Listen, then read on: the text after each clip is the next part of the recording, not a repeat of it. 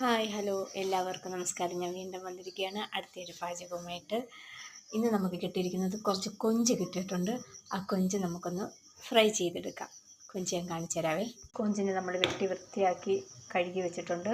അതിനാവശ്യമുള്ള സാധനങ്ങൾ ദേ സവാള, ഇഞ്ചി വെളുത്തുള്ളിയും ചതച്ചത്, പച്ചമുളക്, തക്കാളി ഇതും റെഡിയാക്കി വെച്ചിട്ടുണ്ട്. ചട്ടി അടുപ്പത്ത് വെച്ചിട്ടുണ്ട്. കറിവേപ്പിലയും എടുത്ത് വെച്ചിട്ടുണ്ട്. ചട്ടിയിലേക്ക് നമുക്ക് വെളിച്ചെണ്ണ ഒഴിച്ച് കൊടുക്കാം. ചട്ടി ചൂടാക്കി കഴിഞ്ഞിട്ടുണ്ട്. അതിലേക്ക് ഇത് കടുകും ഉലുവയും കൂടെ നമുക്കിട്ട്, ഉലുവാപ്പൊടി ഇല്ലാത്തതുകൊണ്ടാണ് ഞാൻ ഈ ഉലുവ ഇടുന്നത്. അപ്പോൾ എണ്ണയ്ക്കകത്ത് നോക്കുമ്പോൾ നല്ല മണം കിട്ടും. സംഭവം നന്നായിട്ട് പൊട്ടി വരുന്നുണ്ട്. അതിലേക്ക് നമുക്കിത് ഇഞ്ചിയും ഇട്ട് കൊടുക്കാം.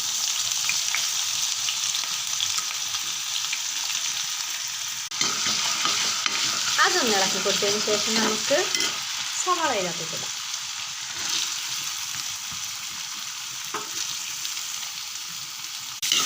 സവാള ഇട്ട് കൊടുക്കുന്നുണ്ട്. സവാള ഇട്ട് കൊടുത്തതിന് ശേഷം നമുക്ക് ഇളക്കി കൊടുക്കാം. എല്ലാവരും ഭക്ഷണമൊക്കെ കഴിച്ചു എന്ന് കരുതുന്നു. കുറച്ച് പാചകങ്ങളൊക്കെ എനിക്കൊക്കെ വിചാരിച്ചു ഞാൻ ചെയ്ത പാചകം. ചീരപ്പൂവുകൾക്കുമ്മ കൊടുക്കണം നീലക്കുരുവികളെ, തെന്നലറിയാതെ അണ്ണാറ കണ്ണനറിയാതെ.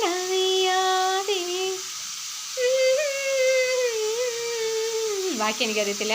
ഇടയ്ക്കൊന്ന് ബോറ് വരാതിരിക്കാനാണ് ഈ പാട്ടൊക്കെ പാടുന്നത്. അല്ലാതെ ഒന്ന് ചെറുതാക്കി വാടിയിട്ടുണ്ട്. അതിലേക്ക് നമുക്കിത് ഈ പച്ചമുളക് ഇട്ട് കൊടുത്തേക്കാം. കുറച്ച് കറിവേപ്പിലയും കൂടി ഇട്ട് കൊടുത്തേക്കാം.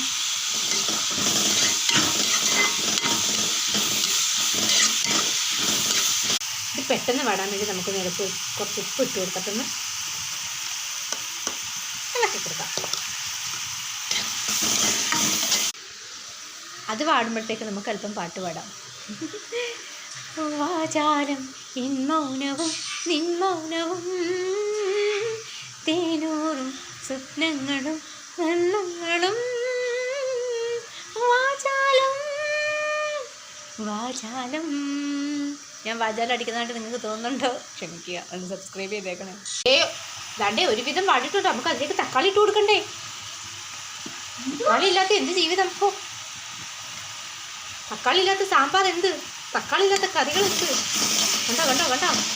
ഇനി ഇതിലേക്ക് നമുക്ക് മഞ്ഞൾപ്പൊടിയും കുരുമുളക് പൊടിയും മല്ലിപ്പൊടിയും